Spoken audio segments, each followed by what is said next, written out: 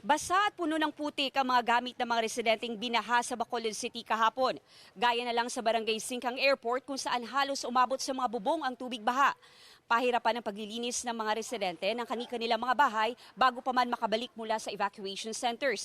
Ang ilan, naabutan naming naglalaba at nagsasampay ng mga damit. Ang mga gamit na pwede pang pakinabangan, nililigpit rin ng mga ito. Magdamag na nagsagawa ng flushing ang LGU ng mga basura, debris at iba pang nakakalat sa pangunahing kalsada. Ngunit makikitang may ilang kalsada pa ring balot ng putik kaya mahirap para sa mga motorista. Ang mahigit 2,000 pamilyang lumikas, nahatiran rin ng tulong ng LGU at DSWD. Samantala, sa tala ng RDRRMC-NIR, mahigit 44,000 na pamilya ang apektado ng bagyo sa buong rehiyon.